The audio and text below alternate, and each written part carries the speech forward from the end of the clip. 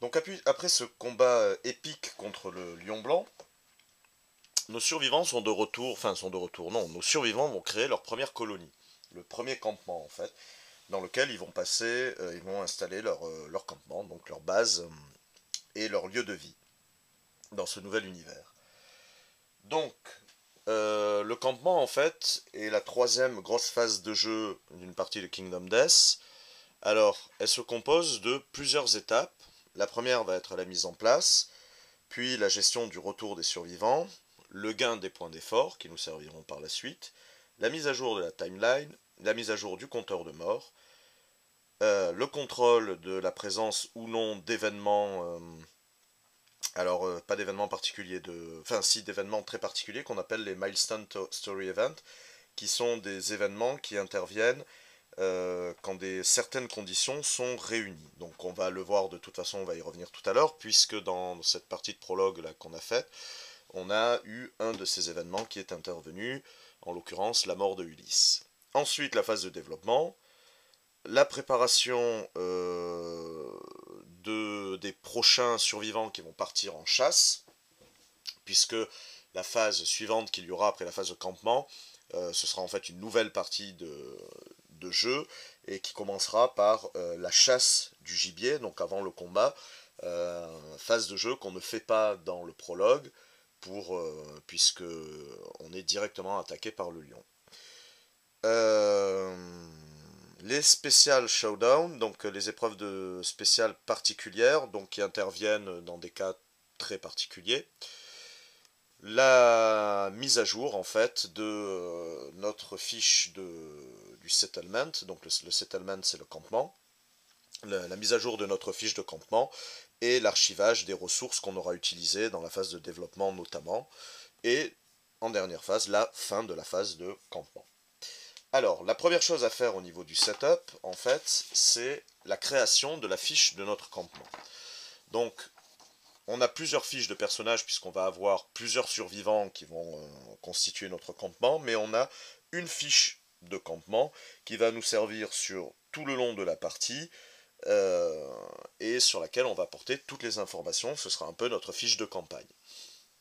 Donc, sur cette fiche, qu'est-ce qu'on trouve comme information? Ici, la limite de points de survie.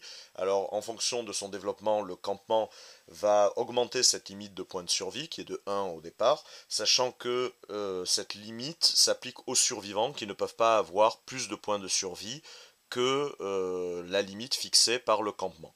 Les points de survie, je le rappelle, servent soit à activer des compétences très particulières ou des actions très particulières liées à l'équipement, soit à faire les actions de survie dont on n'avait que l'esquive à disposition dans cette première partie, euh, qui sont listées ici, où il y a l'esquive, l'encouragement, l'interruption, la charge, etc. Ensuite, ici, on a le compteur de mort. Donc, il y a plusieurs cases qui sont prévues parce qu'elles vont très vite être cochées. Enfin, plus ou moins vite, on va dire, suivant l'avancement.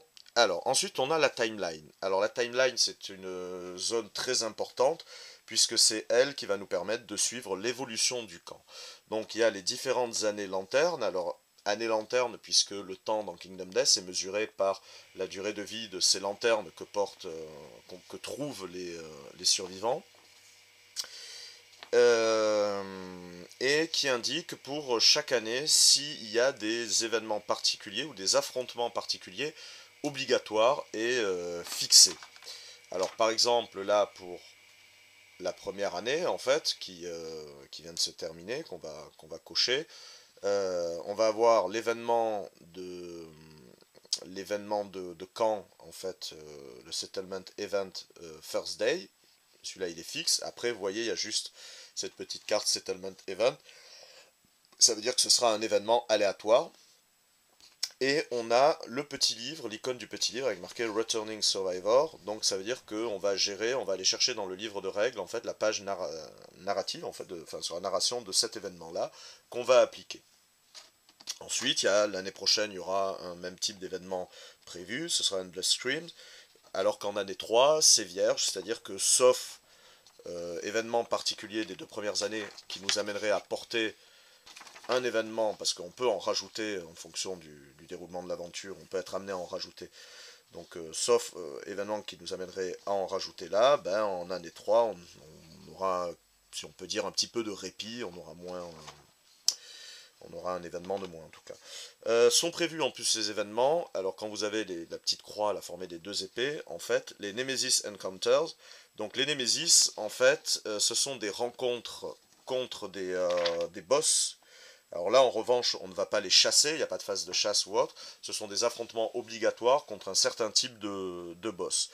Ils sont généralement particulièrement violents, donc il n'est pas rare d'avoir 1 à 4 morts lors de l'affrontement, et en plus, une fois qu'on a en fait fini cette phase de campement, on va les affronter directement, et quand on revient, on passe sur la phase de campement de l'année 5 par exemple, enfin pour le premier. Donc ils nous skippent, en fait, ils nous font sauter une phase de chasse et de combat contre du gibier.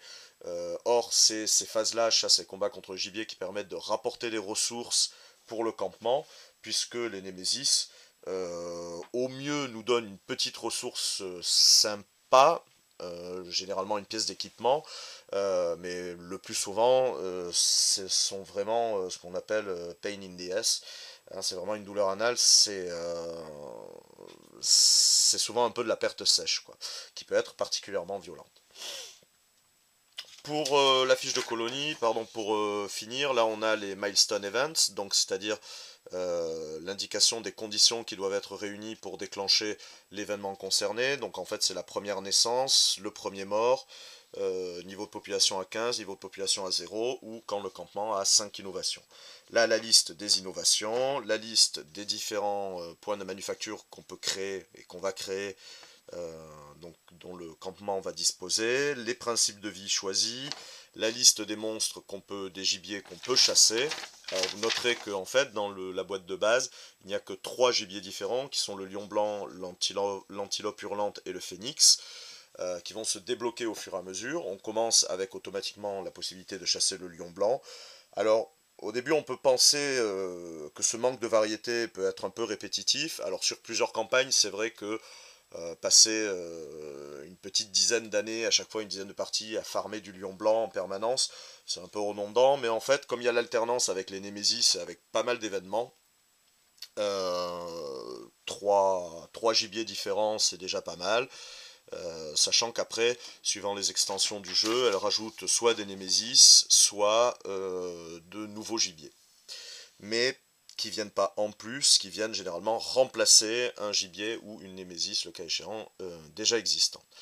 Derrière, c'est plus une fiche de mise à jour, le stockage des ressources, ce qu'on a en ressources en stock, ce qu'on a en carte d'équipement en stock, et la population principalement, avec le chiffre de population et le nom à chaque fois des personnes, leur genre et les notes particulières.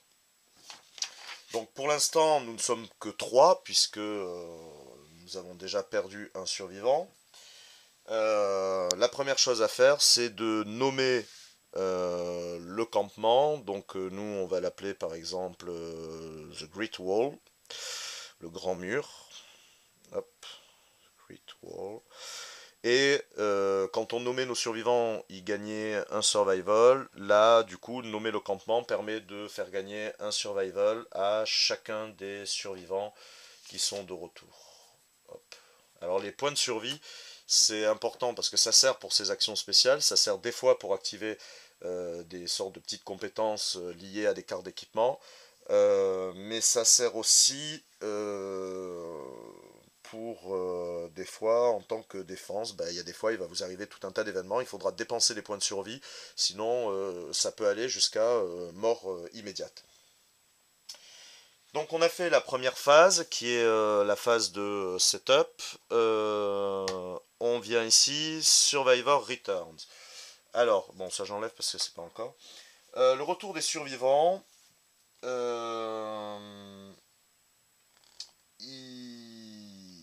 Quand les survivants reviennent, ils soignent toutes leurs blessures légères. Zut, je sais pas ce que j'ai fait de ma gomme. Ah, là voilà. Donc, on efface tout ce qui est blessures légères, blessures graves de la fiche de personnage, en fait. Hop. On efface toutes ces petites cases. Alors vous serez amené à les cocher et les effacer très souvent. Voilà.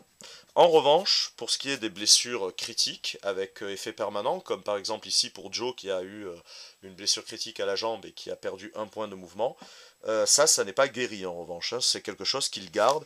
Il faudra qu'il trouve le moyen éventuellement plus tard, suivant les innovations du campement, pour guérir de cette blessure. Donc on ne guérit que tout ce qui est au final un petit peu superficiel et qui peut partir avec le temps. On va ajouter le nom des survivants à la liste de la population. Donc c'est Joe, Anaël et comment elle s'appelle et Léa. Hop, female, female, male.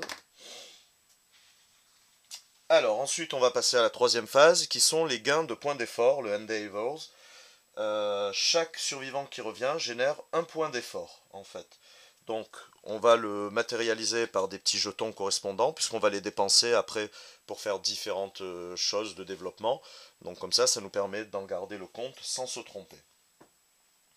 Alors c'est sûr que c'est mieux d'en avoir 4 survivants qui reviennent en vie parce que comme ça eh ben, on a 4 points d'effort. Alors vous voyez les phases sont très rapides, hein, ça s'enchaîne très rapidement. La phase la plus longue on va dire c'est celle du développement ou celle des événements et, bon, et des combats quand il y a un combat, bien sûr. Alors, la mise à jour de la timeline. Donc, eh bien, on va cocher tout simplement, pour l'instant, la première case, année 1. L'année 1 vient de s'écouler.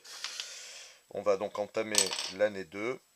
Et on va donc enclencher, faire les événements qui sont notés sur la liste du campement. Alors le premier c'est l'événement First Day, qui lui est une carte d'événement de camp, puisque hop, donc on va aller chercher dans les cartes, donc il y a plusieurs, alors ça c'est ceux des extensions, donc je vais les mettre de côté. Il y a plusieurs cartes d'événements en fait, voilà, d'événements qui peuvent arriver. On en pioche une au hasard à chaque phase de campement, sachant que celle du premier campement, elle est fixe, c'est celle du First Day. Alors, le premier jour, First Day Settlement Event va vous aider à créer votre campement. C'est le premier jour, le premier événement de toute nouvelle campagne. Alors, premier point, les survivants, donc, bon, alors je vous passe à chaque fois tout ce qui est pur narratif, histoire, parce que c'est un élément assez important pour l'immersion du jeu. Là, c'est plus, on va se concentrer plus sur les mécaniques. Donc, on trouve en gros d'autres survivants qui s'étaient rassemblés près d'une pile de lanternes, en fait. On lance un des 10 pour savoir la population de départ de notre campement. On fait 2, c'est bien pourri. Donc nous serons 6 survivants, plus les 3, plus ceux de retour. Donc ça va faire un total de 9 en population. C'est vraiment pas top. Voilà. Alors on est 9. Ensuite, donc une fois qu'on a fait ça, alors il faudrait qu'on nomme en fait sur notre fiche de campement les 6 autres survivants, donc Joe, Anaël, Léa, on va mettre Drago, Élise, je sais pas, 1, 2, 3, 4, 5, Flic. Alors, ce qui est sympa, c'est de, sympa. Je dirais pas non plus préconisé, mais c'est bien d'alterner, franchement, de prévoir un homme, une femme, d'être à peu près avoir une certaine mixité. Parce que si vous mettez trop de mecs, pas assez de nanas, et si vos femmes meurent, ou l'inverse, hein, et si les représentants du sexe qui sont en minorité meurent rapidement ou autre, vous aurez des problèmes pour faire après la reproduction. Parce que les 9 de départ c'est bien, mais il va falloir arriver à les faire se reproduire si on veut augmenter notre population. Bon, enfin voilà, on les nommera plus tard parce que là ça n'a aucune importance. Et ils auront chacun, si on a besoin, une fiche de personnage comme, ont les premiers survivants qui ont fait le combat. Alors, le premier, donc cet événement ne sera plus utilisé et on va faire l'événement Returning Survivor qui est prévu dans le livre de règles. Alors, on va aller chercher hop, cet événement. Alors, chose que j'ai oublié de faire, comme nos petits gars là, ils reviennent de la chasse, ils ont gagné chacun en fait un point d'expérience de chasse. Alors, l'expérience de chasse en fait, c'est ce qui va déterminer aussi leur âge, puisqu'il y a toute une ligne là avec les différents nombres de chasses dont ils peuvent revenir, et suivant, des fois il y a des carrés un peu plus foncés qui vont déclencher des événements, c'est-à-dire qu'ils vont gagner des bonus, mais également s'ils deviennent un peu trop puissants, au bout d'un moment ils vont devoir prendre leur retraite. Donc là on fait l'événement prévu par le livre qui est Returning Survivor, ils sont signalés sur la fiche de campement par le livre ici. Alors, désigner un survivant pour l'événement, en fait, les premiers mots. Donc, on va désigner Anaël. Donc, le survivant gagne plus un en courage. Alors, là, c'est pareil. On va prendre la fiche d'Anaël et on va cocher la case courage ici. Sachant que plus elle va développer le courage ou la compréhension hein, ou autre, plus elle va déclencher des nouvelles compétences. Euh, donc, bon, blabla, blabla, blabla. Ils discutent, ils font des trucs. Donc, on peut ajouter le lion blanc donc, à la liste des gibiers de la colonie. Donc, ça veut dire que. Alors, il est déjà coché sur la fiche, ça veut dire que maintenant on peut chasser le lion blanc. Ensuite, notre campement gagne l'innovation langage. Alors, les innovations. Hop, je vais aller chercher. Les innovations, ce sont des cartes en fait. Voilà. Donc la carte langage, innovation de départ. Alors elle augmente la limite de survie du campement de 1. Donc notre campement limite de survie passe à 2. Donc maintenant nos survivants peuvent avoir 2 points de survie en même temps. Tous les survivants gagnent Encourage Survival Action. Donc ça veut dire qu'on peut cocher la petite action encouragement. Donc tous les survivants vont pouvoir faire. Alors je la coche que sur la fiche des persos que j'ai créé. Hein, pour l'instant, je vais pas créer les 10 fiches, les 6 autres fiches de personnages. Ils gagnent l'action Encourage. Alors Encourage, on peut dépenser une activation en fait pendant la phase de combat pour encourager un autre personnage et qui se relève de son KO en fait. S'il n'est pas sourd. Attention, parce que après vous pouvez avoir des infirmités qui font que si vous êtes sourd, bah, vous resterez KO. Et on va créer le deck d'innovation en ajoutant les cartes Language Consequences, pardonnez mon accent, dans le deck d'innovation. Donc c'est-à-dire qu'on va aller chercher toutes les cartes qui ont le mot-clé langage innovation. Donc là je vais en prendre quelques-unes. Par exemple celle-là, elle a langage innovation, langage conséquence, pardon, langage conséquence, langage conséquence. Et on va créer un deck avec toutes ces cartes. Alors il y en a plusieurs, hein. Là j'ai pris juste quelques-unes pour vous montrer. Et on va le mettre là, ce sera notre deck d'innovation. C'est-à-dire que une fois par phase de campement, on aura la possibilité, en dépensant les ressources requises, on va le voir après, de piocher dans ce deck pour bénéficier d'une nouvelle innovation dans le camp. Alors les innovations, c'est un petit peu le principe du développement à long terme, contrairement après à ce qu'on va tirer des manufactures qu'on va faire, qui sont de l'innovation pas à court terme, mais c'est pour faire de l'équipement du moment, et puis qui sera à un moment un peu obsolète, quoi. Ensuite, donc, on va créer le deck d'innovation. Et ensuite, on va passer donc Glowing Center. Donc, on va mettre en place la première phase, la première, pardon, hop, location, le premier lieu en fait de manufacture du campement qui va être, alors vous voyez, il y en a tout un tas également, qui va être, voilà, la pile de lanternes. Donc, chaque lieu du campement se représente comme ça, il y a une grande illustration en noir et blanc toujours, et différentes choses qui nous sont permis de faire avec avec ce lieu. Alors, il y a l'un des survivants, en fait, le survivant nominé, qui va se positionner, voilà, un peu devant cette pile de lanternes. Il va gagner, donc c'était Anaël, il va gagner +1 en compréhension.